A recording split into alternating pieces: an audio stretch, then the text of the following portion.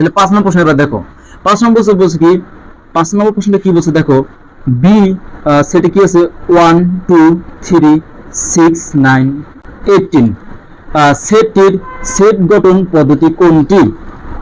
তো দেখো একটা কি আছে আমাদের তালিকা বলতে একটা সেট দেওয়া আছে, এই সেটটি আমাদের বলছে কি সেট গঠন পদ্ধতি কোনটি।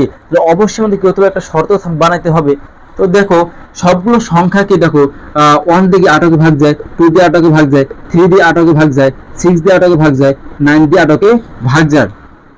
এই প্রত্যেকটা সংখ্যা দিয়ে 8কে ভাগ যায়, তাহলে অবশ্যই আমরা বলতে পারি প্রত্যেকটা সংখ্যা 18 এর গুণনীয়ক হবে।